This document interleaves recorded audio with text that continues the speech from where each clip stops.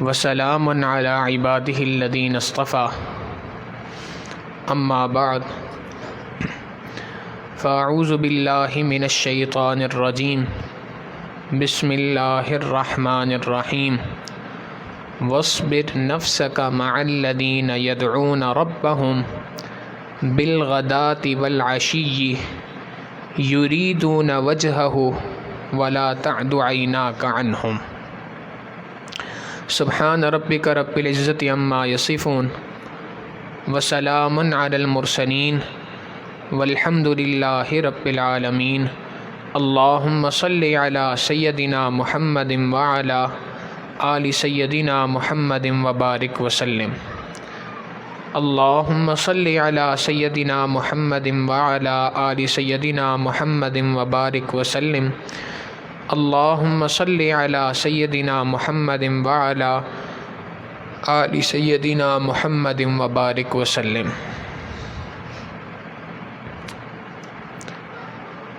اللہ رب العزت نے انسان کو پیدا کیا، اس کے اندر مختلف قسم کی خواہشات کو رکھا۔ حقیقتاً دیکھا جائے تو انسان کے اندر فطرتاً حیوانیت غالب ہے اور صفت ملکوتیت مغلوب ہے۔ انسان کے اندر حیوانات کی صفت زیادہ ہے، فرشتوں کی صفات کم ہیں۔ اگر اس انسان پہ محنت نہ کی جائے، اپنے اوپر محنت نہ کرے، مشقتیں برداشت نہ کرے، تو اس کے اندر یہ حیوانی صفات بڑھتی چلی جاتی ہیں، اور ایک دن آتا ہے کہ یہ عبد الرحمن کے بجائے یہ عبد الہوا بن جاتا ہے، اپنی خواہشات نفسانی کا معبود بن جایا کرتا ہے، اور جس چیز کو اس کا نفس چاہتا ہے اسی کے پیچھے وہ چلتا ہے۔ قرآن کریم کہتا ہے افرأیت من اتخذ الہہ ہوا، کیا آپ نے دیکھا اس شخص کو جس نے اپنی خواہشات نفسانیہ کو اپنا معبود بنا لیا؟ زندگی گزارنے کا ڈھنگ اس کو کوئی باہر کا بندہ نہیں بتاتا، بلکہ جیسا اس کا نفس اس کو کہتا ہے وہ اسی کے مطابق زندگی گزار رہا ہوتا ہے۔ نفس چاہتا ہے فلاں وقت پہ کھانا کھاؤں اور اس وقت پہ کھانا کھاتا ہے، نفس چاہتا ہے فلاں چیز کھائی جائے فلاں چیز نہ کھائی جائے، وہ حلال حرام کی، جائز ناجائز کی پرواہ کیے بغیر اپنی زندگی کو گزار رہا ہوتا ہے۔ تو انسان کے اندر حیوانیت غالب ہے، اگر اپنے اوپر محنت نہ کرے تو یہ حیوانیت اس کا معبود بن جایا کرتی ہے، یہاں تک کہ وہ اپنی خواہشات نفسانی کی بنیاد پر زندگی گزار رہا ہوتا ہے۔ اور اگر اپنے اوپر محنت کرے، اپنے اوپر مشقت کرے، تھوڑی سی محنت کرے، تو یہ حیوانیت کی صفات مغلوب ہو جاتی ہیں، اور ان کے مقابلے میں صفت ملکوتیت، فرشتوں کی جو صفات ہیں وہ انسان کے اوپر غالب آنا شروع ہو جاتی ہیں۔ یہ مشکل کام ضرور ہے، ناممکن کام نہیں ہے، اور یہ مشکل اس اعتبار سے ہے کہ انسان کے لیے اس پر پہلا قدم رکھنا مشکل ہوتا ہے۔ جیسے ایک ٹرین ہوتی ہے، ٹرین کے لیے پہلی بار اپنی جگہ سے نکلنا اور کھسکنا مشکل ہوتا ہے، ایک مرتبہ چلنا شروع کر دے تو آگے کی منزلیں آسان ہوا کرتی ہیں۔ گاڑی اگر کہیں خراب ہو جائے، اب گاڑی کو دھکا لگانا ہو تو جو اسٹارٹ کرنا ہوتا ہے، گاڑی کو دھکا شروع میں دینا ہوتا ہے، وہ کام مشکل ہوتا ہے۔ ایک مرتبہ دھکا لگنا شروع ہو جائے تو اب اس کے بعد گاڑی خود بخود چل رہی ہوتی ہے، انسان اس کو فقط ہلکا سا سپورٹ کر رہا ہوتا ہے۔ بعین ہی یہی مثال ہے کہ جب انسان اپنے آپ پر محنت کرنا چاہے، اپنے آپ کو صفت رحمانیت پر لانا چاہے، اللہ والوں کی صفات کو اپنے اندر پیدا کرنا چاہے، اللہ رب العزت نے جو کہ محبوب صلی اللہ علیہ وسلم نے جو فرمایا خلقوا باخلاق اللہ، اللہ کے اخلاق سے، اللہ کے خلق سے اپنے آپ کو متصف کر لو، اس کے اندر انسان محنت کرنا چاہے تو اس کے لیے پہلا اسٹیپ اٹھانا، پہلا قدم رکھنا مشکل ہے۔ بایزید بستامی رحمۃ اللہ علیہ فرمایا کرتے تھے جنت 2 قدم ہے، اکثر فرمایا کرتے تھے جنت 2 قدم ہے، جنت 2 قدم ہے۔ کسی نے حضرت سے پوچھا حضرت یہ 2 قدم ہے سے کیا مراد ہے؟ فرمایا بھائی یہ 2 قدم ہے، پہلا قدم تم نے اپنے نفس پر رکھنا ہے، تمہارا دوسرا قدم جنت کے اندر ہے۔ تو اصل انسان کی زندگی کا مقصد، پوری کی پوری زندگی کا فلسفہ ہی یہی ہے کہ انسان اپنے نفس پر پاؤں رکھنا سیکھ لے، اپنے نفس کو اپنا تابع بنائے، نہ کہ یہ کہ انسان اپنے نفس کو اپنا معبود بنا لے۔ دنیا میں زندگی 2 ہی طرح سے گزرتی ہے، یا تو نفس کو غالب کر کے یا نفس کو مغلوب کر کے۔ شریعت کا مطالبہ انسان سے یہی ہے کہ نفس کو غالب نہ کیا جائے، نفس کو مغلوب رکھا جائے، نفس کے اوپر پاؤں رکھا جائے، نفس کو قابو کر کے رکھا جائے، تو یہ انسان اچھی زندگی گزارے گا، یہ انسان کامیاب زندگی گزارے گا۔ اور اگر اس نے اپنے نفس پر پاؤں نہیں رکھا تو یہ خواہشات نفسانیہ اس کا معبود بن جائیں گی۔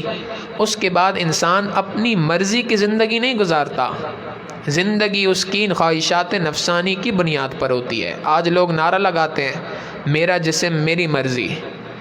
بھائی اللہ نے مجھے 6 فٹ کا جسم دیا ہے، میری مرضی میں زندگی کیسے گزاروں؟ ایسا نہیں ہوتا۔ یا تو انسان اللہ رب العزت کی بندگی میں زندگی گزار رہا ہوتا ہے یا نفس کی بندگی میں زندگی گزار رہا ہوتا ہے، اپنی مرضی سے زندگی نہیں گزرتی۔ زندگی انہی دونوں میں سے کسی ایک بنیاد پر چلا کرتی ہے۔ چنانچہ دنیا کے اندر آپ دیکھیں، بعض لوگوں نے ایسے کارنامے دنیا میں انجام دیے کہ دین کے اعتبار سے بات کی جائے تو دور کی بات، عقل اس کا تقاضا نہیں کرتی۔ عقل کہتی ہے کہ یہ عقل کی بنیاد پر نہیں ہے، بے وقوفانہ بات ہے، مگر کی گئی ہے۔ دنیا کے اندر کئی ملکوں کے اندر آج بھی قانون پاس کروایا گیا، اسمبلی سے عقل مند ترین لوگوں نے اس بات کا قانون پاس کیا کہ ایک مرد اگر دوسرے مرد سے شادی کرنا چاہے تو کر سکتا ہے۔ کیوں؟ اس لیے کہ اس کی مرضی، وہ جو دل چاہے کرے، کون ہے اس کو روک ٹوک کرنے والا؟ اب یہ ایک ایسی چیز ہے جو انسان کی فطرت کے خلاف ہے، مگر جب نفس انسان کا معبود بن جایا کرتا ہے تو عقل انسان کی پیچھے رہ جاتی ہے، پھر وہ عقل کو نہیں دیکھتا، وہاں پر انسان کی حیوانیت اس کے اوپر غالب آ جایا کرتی ہے۔ دنیا کے اندر جو انبیاء علیہم السلام تشریف لائے تو ان کے تشریف لانے کا مقصد ہی یہی تھا کہ انسان کو ایک ایسی زندگی گزارے کہ جس زندگی کے اندر نفس کی خواہشات پر پاؤں رکھے، اللہ رب العزت کی اطاعت و فرما برداری والی زندگی گزارے۔ چنانچہ ایک ہوتا ہے رنگ، کلر، رنگ جس کو ہم کہتے ہیں، ایک ہوتا ہے رنگ ساز، رنگ بنانے والا، ایک ہوتا ہے رنگ فروش، رنگ بیچنے والا، اور ایک ہوتا ہے رنگ ریز، رنگ کرنے والا۔ شریعت کی زندگی کے اندر اگر دیکھیں تو کتاب و سنت، قرآن کریم، سنت رسول صلی اللہ علیہ وسلم، یہ رنگ ہے۔ یہ رنگ اللہ رب العزت رنگ ساز ہیں جنہوں نے یہ رنگ بنایا ہے۔ علماء اکرام اس کے اندر رنگ فروش ہیں، یہ رنگ بیچا کرتے ہیں، اور اہل اللہ مشائخ جو ہیں یہ رنگ ساز ہیں۔ جو رنگ علماء کے پاس سے ملتا ہے، اس رنگ کو آگے دنیا والوں پر چڑھانا یہ اللہ والوں کی ذمہ داری ہے۔ اور انسان، کامل انسان اس کو کہتے ہیں جو رنگ فروش بھی ہو، رنگ ساز بھی ہو۔ اگر ایسا متبع کامل شیخ طریقت جو عالم دین بھی ہو، رنگ فروش بھی ہو اور رنگ ساز بھی ہو، دنیا میں اگر کسی کو مل جائے تو یہ بہت بڑی نعمت ہے۔ مجمع البحرین اس کو کہا گیا۔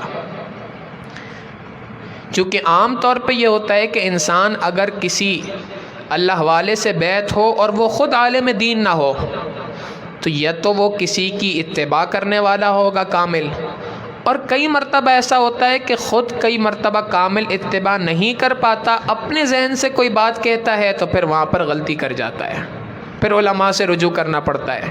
تو یہ ترتیب چلتی رہتی ہے۔ خوش نصیب ہے وہ آدمی جس کو کوئی ایسا اللہ والا مل جائے جس کے ہاتھ پر ہاتھ دے کر وہ اپنی اصلاح کا تعلق قائم کر لے، جو رنگ فروش بھی ہو اور رنگ ساز بھی ہو۔ دنیا کے اندر یہ 2 الگ الگ کام ہیں، ایک رنگ فروشی، ایک رنگ سازی۔ اور یاد رکھیے گا یہ دونوں کام جہاں جڑتے ہیں وہاں پر انسان بنا کرتے ہیں، صحیح معنوں میں انسان وہیں پر بنتا ہے۔ دنیا کے اندر جو اہل یہود تھے، ان کو اللہ رب العزت نے کتاب عطا فرمائی، اس کتاب کے بڑے بڑے علماء ان کے اندر پیدا ہوئے، یہ سارے کے سارے رنگ فروش تھے، مگر چونکہ رنگ ساز نہ تھے، نہ انہوں نے اپنے اوپر رنگ چڑھانے کی کوشش کی، نتیجہ کیا نکلا کہ اس کے اندر اتنے گھمنڈ کے اندر پڑ گئے کہ کہنے لگ گئے نحن ابناء اللہ و احباؤہ، ہم تو اللہ کے بیٹے اور اس کے محبوب بندے ہیں، لن تمسنا النار الا ایاما معدودہ، آگ تو ہمیں فقط چند دنوں کے لیے چھوئے گی۔ تو یہ باتیں کہا کرتے تھے، کیوں؟ علم تو بہت تھا مگر علم کے ساتھ تربیت نہ تھی، رنگ چڑھاوا نہیں تھا زندگیوں کے اوپر۔ انہی کے مقابلے میں دوسرے افراد تھے عیسائی، انہوں نے رنگ سازی پہ اتنی محنت کی کہ رنگ فروشی کو بھول گئے، علم دین حاصل کرنا چھوڑ دیا، محبت الہی کو اپنے اوپر غالب کر لیا، اتنا غالب کر لیا کہ وہ بھی راہ راست سے ہٹ گئے۔ عیسیٰ علیہ السلام کے ساتھ محبت اتنی ہونے لگ گئی کہ ان کو اللہ کا بیٹا بنا لیا، ان کو اللہ کے ساتھ جوڑ دیا، ان اللہ ثالث ثلاثہ، اللہ تین میں سے ایک ہے، عیسیٰ علیہ السلام دوسرے ہیں۔ یہ انہوں نے عیسیٰ علیہ السلام کے ساتھ عشق الہی ہے، انہوں نے دنیا کے اندر ایک اور فساد برپا کیا۔ وہ کہتے ہیں جی ہمارے لیے کتاب اللہ اور سنت رسول کافی ہے، ہمیں تیسری کسی چیز کی ضرورت ہی نہیں ہے۔ اور جنہوں نے اللہ رب العزت کی محبت کو حاصل کیا، علم کو حاصل کے اندر کہیں سے وجود ہی نہیں رکھتی۔ تو حقیقت یہ ہے کہ اصل چیز یہ ہے کہ انسان ایسی شخصیات سے اپنا تعلق قائم کرے کہ جو رنگ ساز بھی ہوں، رنگ فروش بھی ہوں۔ ایسے افراد سے جب انسان تعلق قائم کر لیتا ہے، اب اس کی زندگی حیوانیت سے نکل کر حقیقی سنا ہے۔ جس کسی نے تصوف کے مراحل کو طے کرنا ہے، کسی اور خانقاہ میں چلا جائے، ہمارے پاس یہ کام نہیں ہوتے۔ ہمارے پاس کام کیا ہوتا ہے؟ انسان کو صحیح معنوں میں انسان بنایا جاتا ہے۔ اگر صحیح معنی میں انسان بننا ہے تو ہماری خانقاہ میں آ جاؤ، اور اگر تم نے دیگر نہیں کرتے لیکن ہمارے پاس رہنا ہے تو مقصد سمجھ لو کہ اصل مقصد یہ ہے کہ انسان کو صحیح معنوں میں انسان بنایا جائے۔ اگر انسان صحیح معنوں میں انسان نہ بنے تو حیوانوں کو پیچھے چھوڑ دیتا ہے، درندگی کے اندر حیوان اس سے پناہ مانگتے ہیں۔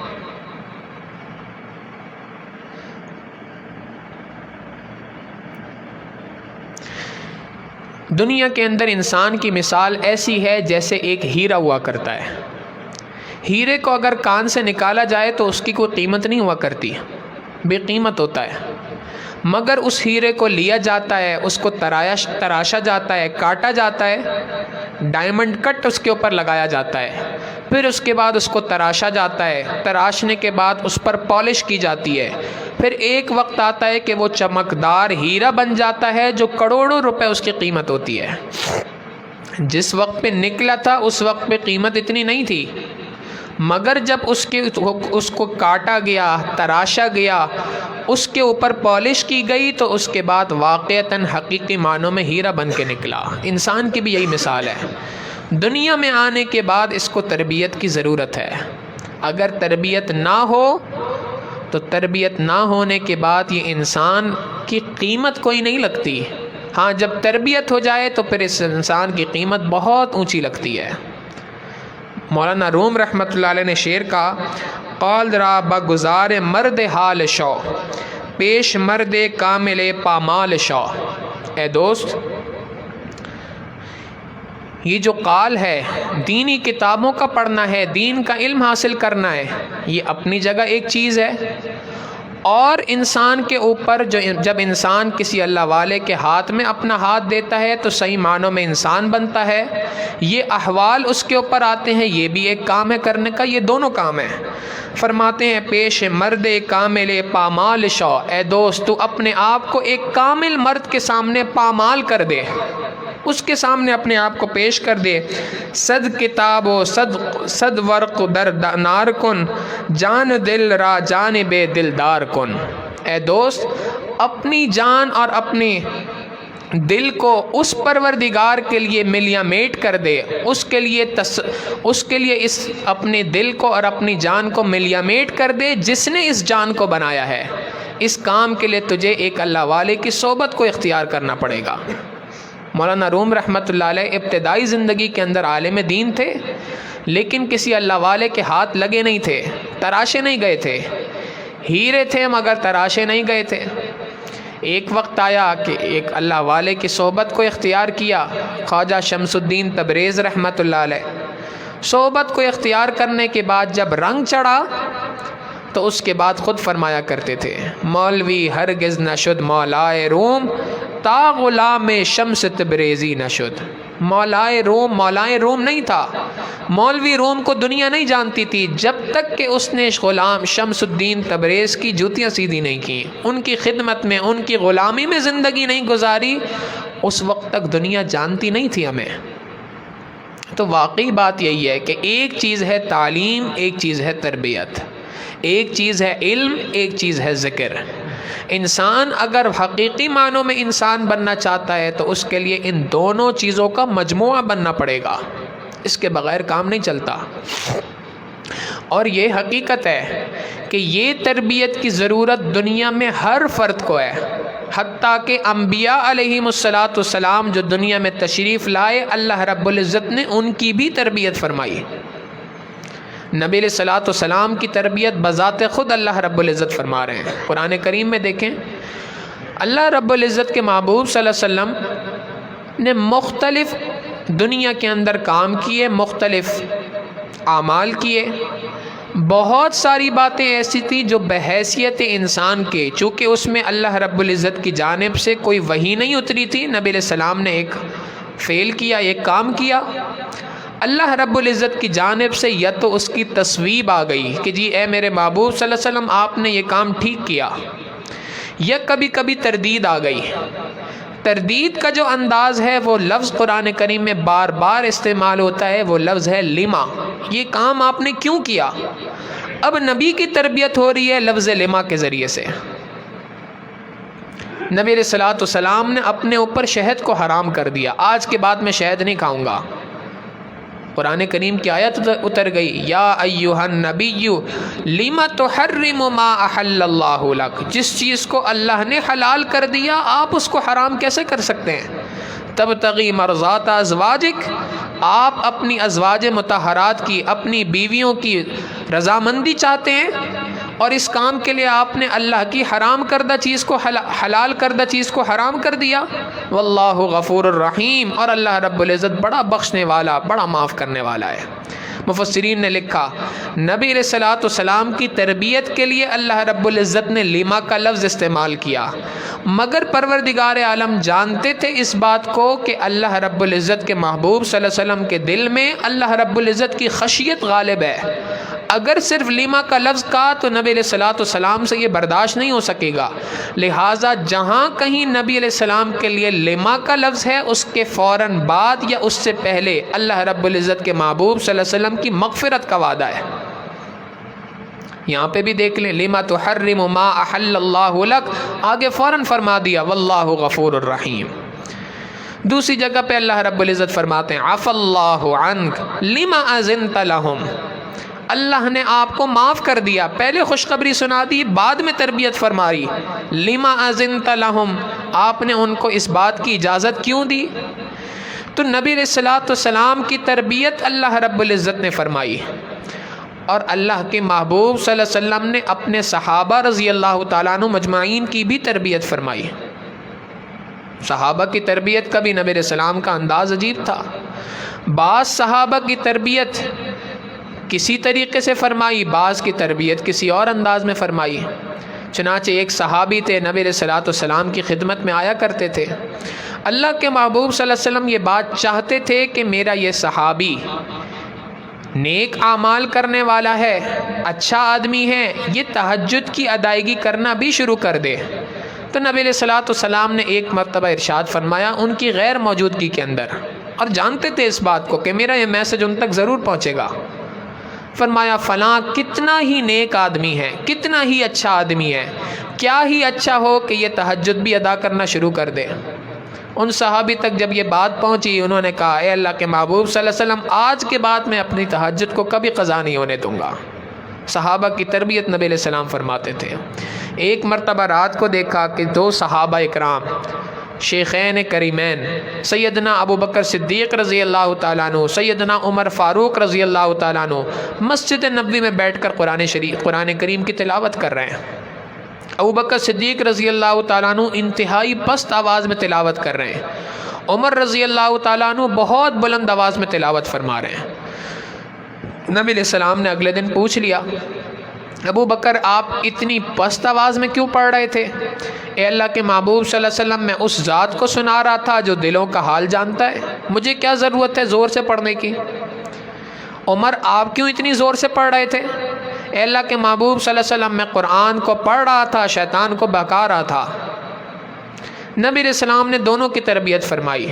سیدنا ابو بکر صدیق رضی اللہ تعالیٰ عنہ کو فرمایا، ابو بکر آپ اپنی تلاوت کو تھوڑا سا بلند کر لیں، اور عمر آپ اپنی آواز کو تھوڑا سا پست کر لیں۔ صحابہ کی تربیت نبی علیہ السلام فرماتے تھے۔ یہ تو تھی نرم انداز میں تربیت، کبھی کبھی ڈانٹ کر بھی اللہ کے محبوب صلی اللہ علیہ وسلم نے تربیت فرمائی۔ چنانچہ ایک صحابی ہیں حضرت کعب رضی اللہ تعالیٰ عنہ، ایک مرتبہ ایک غزوے میں شریک نہ ہو سکے۔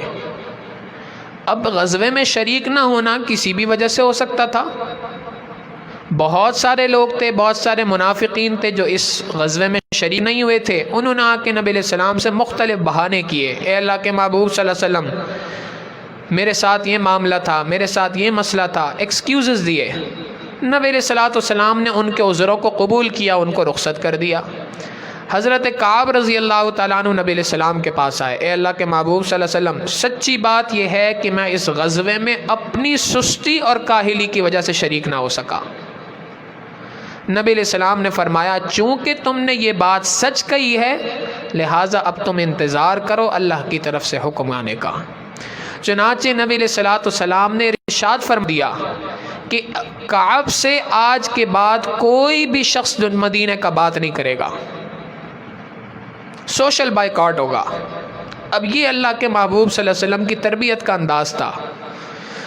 حضرت کعب رضی اللہ تعالیٰ عنہ فرماتے ہیں کہ میں جس سے بات کرنے کی کوشش کرتا وہ مجھ سے بات نہیں کرتا، وہ اپنے رخ کو پھیر لیتا، کوئی ادھر چلے جاتا، کوئی ادھر چلے جاتا۔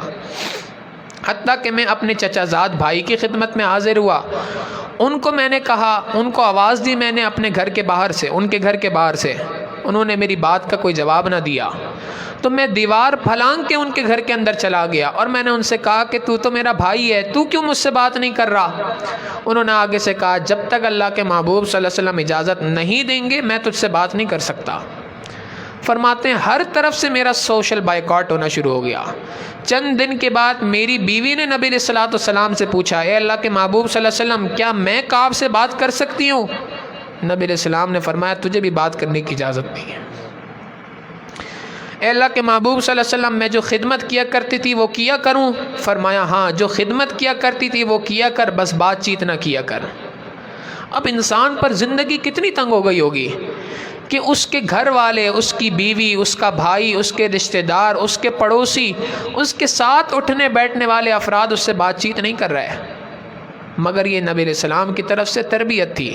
حتیٰ کہ ایک وقت وہ بھی آیا کہ روم کے بادشاہ نے ان کو خط لکھا کہ مجھے پتہ چلا ہے کہ آپ کے صاحب نے آپ سے بات چیت کرنا چھوڑ دی ہے، وہ تو آپ جیسے انسان کی قدر کو نہ پہچان سکیں، ہم آپ کی قدر کو پہچانتے ہیں، آپ سے ہم گزارش کرتے ہیں آپ ہمارے پاس آئیں، ہم آپ کو ایک عہدہ بھی دیں گے اپنی فوج کے اندر، اور آپ کو مال و دولت بھی دیں گے، شادی بھی آپ کی کرائیں گے، عورت بھی دیں گے، جو کچھ آپ کو چاہیے وہ ساری کی ساری سہولتیں آپ کو دیں گے۔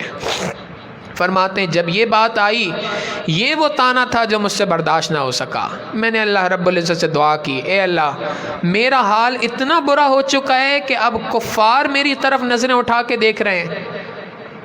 فرماتے ہیں اس حال کے اندر مجھے ایسا لگتا تھا، میں نے اللہ سے دعا کی، اے اللہ ضاقت علی الارض بما رحبت، اے اللہ زمین اپنی پوری فراخی کے باوجود مجھ پہ تنگ ہو چکی ہے، اے اللہ میں ایسی زندگی نہیں گزار سکتا۔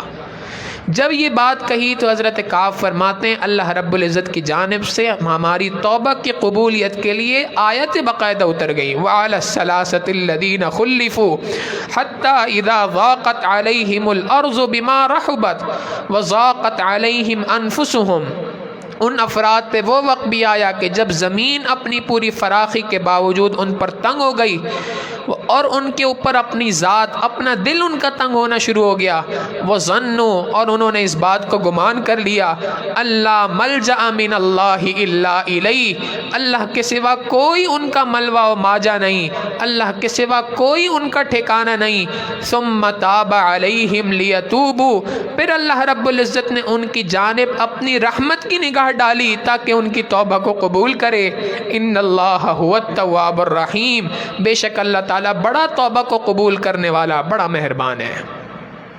حضرت کعب فرماتے ہیں میں اپنے گھر کی چھت پر تھا جب مجھے اس بات کی خوشخبری سنائی گئی، فجر کے بعد کا وقت تھا، نبی علیہ السلام پر آیات اتری تھیں، اللہ کے محبوب صلی اللہ علیہ وسلم نے صحابہ کو فرمایا جا کے کعب کو خوشخبری سنا دو، اللہ نے اس کی توبہ کو قبول کر لیا۔ تو یہ تربیت تھی جو نبی علیہ السلام صحابہ کی کیا کرتے تھے، کبھی نرم انداز میں کبھی گرم انداز میں۔ پھر یہ سلسلہ چلتا رہا، امت کے مختلف طبقات کے اندر لوگ آتے گئے اور وہ اپنے بعد آنے والے افراد کی تربیت کرتے رہے، اور یہ تربیت کا سلسلہ وہاں سے جو چلا ہے آج تک چلتا آ رہا ہے۔ قرآن کریم میں اللہ رب العزت فرماتے ہیں یا ایھا الذین آمنوا اتقوا اللہ وکونوا مع الصادقین، اے ایمان والو تقوی کو اختیار کرو۔ تقوی اختیار کرنے کا طریقہ یہ ہے کہ سچے لوگوں کے ساتھ نتھی ہو جاؤ، ان کے ساتھ جڑ جاؤ۔ دوسری جگہ پہ اللہ رب العزت فرماتے ہیں وَاصْبِرْ نَفْسَكَ، اپنے ذات کو، اپنے دل کو، اپنے آپ کو نتھی کر لو، جوڑ لو۔ وَاصْبِرْ نَفْسَكَ مَعَ الَّذِينَ يَدْعُونَ رَبَّهُمْ بِالْغَدَاةِ وَالْعَشِيِّ، ان لوگوں کے ساتھ جو صبح و شام اللہ کو پکارتے ہیں، یریدون وجہا، ان کی کوئی دنیا کی غرض نہیں ہوا کرتی بلکہ وہ خالصتاً اللہ کے لیے صبح و شام اپنے پروردگار کو پکارتے ہیں۔ ولا تعد عیناک عنہم، اپنی آنکھوں کو ان سے نہ پھیرنا۔ ولا تعد عیناک عنہم، اپنی آنکھوں کو ان سے نہ پھیرنا۔ ترید زینت الحیات الدنیا، اگر تم ان کے اوپر سے اپنی آنکھوں کو پھیر لوگے تو تم تو دنیا کی زیب و زینت کو چاہتے ہو، اس کا مطلب ہے اللہ کو نہیں چاہتے۔ اگر اللہ کو چاہتے ہو، حضرت مرشد عالم رحمۃ اللہ علیہ ترجمہ فرمایا کرتے تھے ولا تعد عیناک عنہم، ٹک ٹکی باندھ کے ان اللہ والوں کو دیکھتے رہو۔ ہمارے حضرت فرماتے ہیں کہ واقعی بات یہ ہے کہ یہ حضرت نے جو ترجمہ فرمایا یہ اسی انداز میں، یہ حدیث مبارکہ کا ایک مفہوم ہے جس کو اس آیت کے ساتھ جوڑ دیا گیا۔ نبی علیہ السلام نے فرمایا اللہ کے بعض بندے ایسے ہوا کرتے ہیں کہ جن کے چہرے کو دیکھنے سے انسانوں کی ظلمتیں دلوں کی دور ہو جایا کرتی ہیں، جن کی صحبت میں بیٹھنے سے انسان کے دل صاف ہو جایا کرتے ہیں۔ حضرت شاہ ولی اللہ محدث دہلوی رحمۃ اللہ علیہ نے بات ارشاد فرمائی، وہ فرماتے ہیں کہ انسان اگر اپنے دل کو پاک کرنا چاہے، انسان حقیقی معنوں میں انسان بننا چاہے تو اس کے دو ہی طریقے ہیں۔ جیسے دنیا کے اندر اگر کسی جگہ پر کوئی نجاست پڑی ہو، کوئی گندگی پڑی ہو تو اس گندگی کو صاف کرنے کے دو ہی طریقے ہوتے ہیں۔ ایک طریقہ یہ ہے کہ وہاں پر اتنا پانی بہا دیا جائے کہ وہ نجاست کو اپنے ساتھ لے کر چلے جائے، نجاست اس پانی میں بہہ جائے، جگہ پاک ہو جاتی ہے۔ دوسرا طریقہ یہ ہے کہ اگر پانی میسر نہ ہو تو سورج کی شعاعیں وہاں پر پڑیں، اتنی پڑیں کہ وہ سورج کی شعاعیں اس نجاست کو وہاں سے جلا دیں اور اس کے بعد وہ جگہ پاک ہو جائے گی۔ فرماتے ہیں اس دل کی دنیا کو، اس دل کی زمین کو بھی پاک کرنے کے یہی دو طریقے ہیں، یا تو اللہ کا ذکر اتنی کثرت کے ساتھ کیا جائے، اتنی کثرت کے ساتھ کیا جائے کہ اس اللہ کی یاد کی برکت سے، اللہ کے ذکر کی برکت سے وہ پانی کی مانند ہے، بارش کی مانند ہے، وہ نجاست کو اپنے ساتھ لے کے چلا جائے۔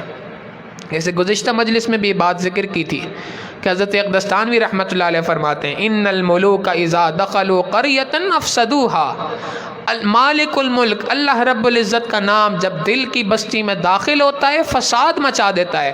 وجعلوا اعزۃ اہلها اذلہ، دنیا جو دل کے اندر معزز بن کے بیٹھی ہوتی ہے اس کو ذلیل کر کے دل سے باہر نکال دیا کرتا ہے. تو ایک طریقہ تو یہ ہے، اور فرمایا دوسرا طریقہ یہ ہے کہ کسی صالح نیک اللہ والے کی صحبت کو اختیار کرے. یہ اللہ والوں کی صحبت، یہ صحبت جو ہے یہ سورج کی شعاؤں کی مانند ہے. ان کے قلوب میں جو اللہ رب العزت کی رحمت کے انوارات آ رہے ہوتے ہیں وہ آنے والے افراد کے دلوں پر بھی پڑتے ہیں اور ان کی زندگیوں کو بھی بدلنے کا ذریعہ بن جاتے ہیں. تو حقیقت یہی ہے کہ ہم اگر حقیقی معنوں میں انسان بننا چاہتے ہیں تو کسی اللہ والے کی خدمت میں رہنا پڑے گا، ان سے تربیت حاصل کرنی پڑے گی. اور جب اللہ والوں کی صحبت اختیار کی جاتی ہے تو اس صحبت کے اندر بھی یہی معاملہ ہے کہ اس صحبت کے اندر بھی کبھی تربیت نرمی سے کی جاتی ہے، کبھی تربیت گرمی سے کی جاتی ہے.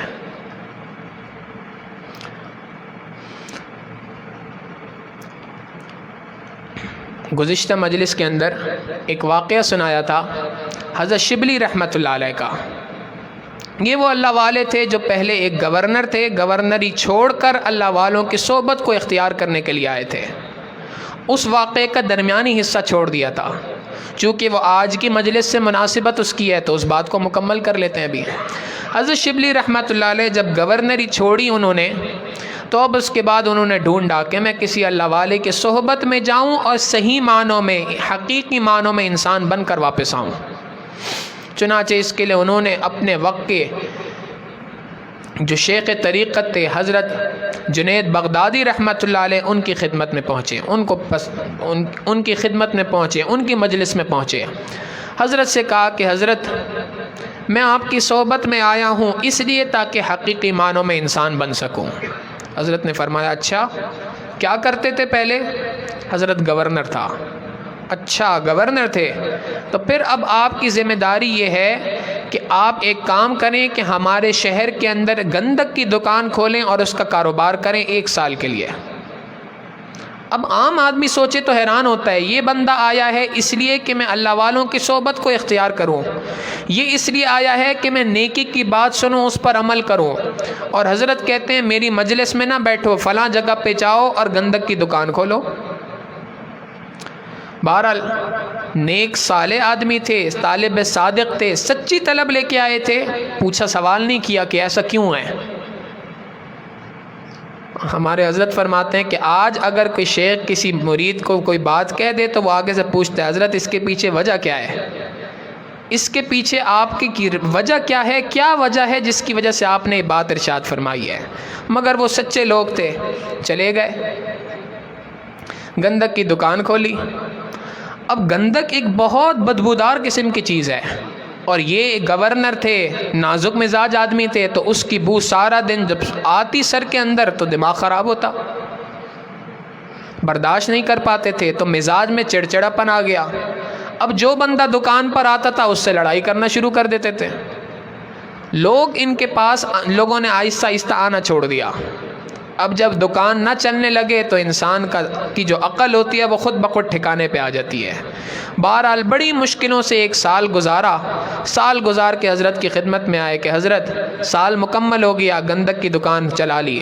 حضرت نے فرمایا اچھا تم سال بھی گن رہے تھے، جاؤ 1 سال اور لگا کے آؤ. اب چلے گئے دوبارہ. اب 1 سال گزر گیا، سال کے بعد کچھ دن اور گزر گئے، مگر پہلے تو گنتی کر رہے تھے، اب وہ گنتی کرنا بھی چھوڑ دیا. کچھ دنوں کے بعد حضرت نے بلایا، بھائی کتنا وقت ہو گیا؟ حضرت سچی بات ہے، آپ نے فرمایا تھا گننا نہیں، تو میں نے تو گننا بھی چھوڑ دیا. حضرت نے فرمایا جی سال ہو چکا ہے. اچھا اب ایک کام کرو، کسی دن ہمارے پاس آنا، بند کر دو یہ دکان. دکان بند کر دی، حضرت کی خدمت میں چلے گئے. جی حضرت بھائی جب آپ گورنر تھے تو آپ نے بہت سارے لوگوں پر ظلم بھی کیا ہوگا. جی کیا تھا. ان کی لسٹ بناؤ، وہ افراد کون ہیں؟ حضرت میں نے تو اتنے سال گورنری کی ہے، اتنے لوگوں پہ ظلم کیا ہے، مجھے تو یاد ہی نہیں ہے. حضرت نے فرمایا بھائی لسٹ بنانا آپ کا کام ہے، یاد دلانا اللہ کا کام ہے۔ شیخ کی توجہ تھی، دعائیں تھی، اللہ کی رحمت تھی، وہ لسٹ بناتے گئے، لوگ یاد آتے گئے۔ آخر میں بتایا حضرت یہ لسٹ بن گئی ہے۔ فرمایا اب جاؤ اور جا کر سب سے معافی مانگ کے آؤ۔ اب یہ کوئی آسان کام تو نہیں تھا، ایک گورنر آدمی ہو اس کو کہا جائے کہ جا کر معافی مانگو اپنی رعایا سے۔ اب یہ پہنچے، کسی کے پاس پہنچے، جی مجھے معاف کر دیں، میں نے آپ کے ساتھ یہ ظلم کیا تھا۔ کسی نے ویسے ہی معاف کر دیا، کسی کو غصہ ابھی تک تھا، اس نے کہا ایسے تو معاف نہیں کروں گا، ایک کام کرو، یہ میرا گھر بن رہا ہے، اس کے اندر بحیثیت مزدور کے کام کرو 3 دن، پھر معاف کروں گا۔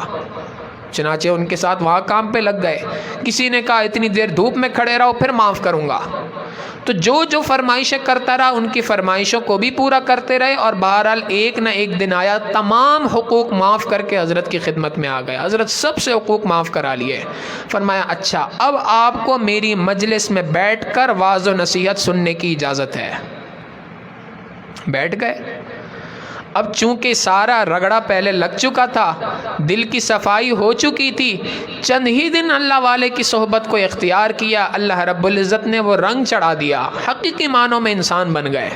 اور پھر وہ وقت بھی آیا کہ گزشتہ مجلس میں بھی یہ بات ذکر کی تھی کہ اللہ رب العزت کی محبت اتنی غالب تھی دل کے اندر کہ ایک مرتبہ کسی نے غلطی سے، ایک بچوں نے جو ہے وہ ان کو پتھر مار دیے۔ پتھر جہاں لگے تھے تو وہاں سے خون نکلتا تھا، زمین پر گرتا تھا، ہر قطرہ جو زمین پر گرتا تھا لفظ اللہ بناتا تھا۔ کیا محبت دل کے اندر ہوگی، کتنی اللہ رب العزت کی محبت دل کے اندر ہوگی کہ زمین پر خون کا گرنے والا ہر قطرہ لفظ اللہ بنا رہا ہے۔ ہمارے حضرت فرماتے ہیں کہ پچھلے زمانے کے افراد مضبوط لوگ ہوا کرتے تھے تو ان کی تربیت کے لیے بھی انداز بڑے مشکل ہوا کرتے تھے۔ فرماتے ہیں آج کے زمانے کے افراد ایسے نہیں ہیں تو ان کی تربیت کے انداز بھی ویسے نہیں ہیں۔ فرماتے ہیں کہ آج کے زمانے کے اندر اللہ والوں کی خدمت میں آنا اب بھی پڑتا ہے، اس کے بغیر کام نہیں بنتا، مگر ان اللہ والوں کی صحبت میں آ کر چند دن انسان اختیار کرتا ہے، ان کی تربیت میں رہتا ہے تو اللہ رب العزت اس تربیت کی برکت سے اس کی زندگی کو بنا دیتے ہیں۔ مگر فرق یہ ہے کہ حقیقی معنوں میں اپنے آپ کو کسی اللہ والے کے سپرد کرے۔ امام ربانی مجدد الفسانی رحمۃ اللہ علیہ نے ذکر کی یہ بات اپنے مکتوبات میں کہ صحیح معنوں میں سالک وہ ہے، صحیح معنوں میں انسان وہ ہے جو اپنے آپ کو کسی اللہ والے کی صحبت میں اس کی تربیت کے اندر دے دے، جیسا کہ کل میت فی ید الغاسل، جیسے کہ ایک میت غسل دینے والے کے ہاتھوں میں ہوا کرتی ہے۔ وہ غسل دینے والا جس انداز میں چاہتا ہے اس کو اسی طریقے سے نہلا دھلا کے صاف ستھرا کر دیتا ہے۔ فرماتے ہیں کہ حقیقی بات یہی ہے کہ جو کوئی شخص بھی 100% اپنے آپ کو کسی اللہ والے کے سپرد کر دے گا، اللہ رب العزت اس کی تربیت فرماتے ہیں، اس کے اوپر رنگ چڑھا دیا کرتے ہیں۔ اور ہم نے واقعی اپنی شیخ کی زندگی کے اندر دیکھا، 1 نہیں 2 نہیں 3 نہیں، سینکڑوں نہیں ہزاروں کی تعداد میں ایسے افراد ہیں جو ان کی صحبت میں آئے اور آنے کے بعد انہوں نے اپنے آپ کو 100% سپرد کیا۔ اللہ رب العزت نے ان کو نہ صرف یہ کہ راہ راست پر لے کے آ گئے، بلکہ ان کو دوسروں کے لیے ہادی بنا دیا، دوسروں کے لیے رہنمائی کا ذریعہ بنا دیا۔ تو واقعی بات یہی ہے، ہمارے لیے بھی اس بات کی ضرورت ہے کہ ہم اللہ والوں کو ڈھونڈیں، ان کے ساتھ تعلق قائم کریں، ان کے ساتھ اصلاح کا تعلق قائم کریں اور ان کے ساتھ اپنے آپ کو نتھی کریں، جوڑیں۔ وَاصْبِرْ نَفْسَكَ مَعَ الَّذِينَ يَدْعُونَ رَبَّهُمْ بِالْغَدَاةِ وَالْعَشِيِّ، ان کے ساتھ اپنے آپ کو جوڑیں، اور جب جوڑیں گے تو اللہ رب العزت اس کی برکت سے انسان کے لیے تربیت کا ہونا، انسان کے لیے صحیح معنوں میں انسان کا بن جانا آسان فرما دیتے ہیں۔ اللہ رب العزت سے دعا ہے کہ پروردگار عالم ہمیں صحیح معنوں میں انسان بننے کی توفیق عطا فرمائے۔ وآخر دعوانا ان الحمد للہ رب العالمین۔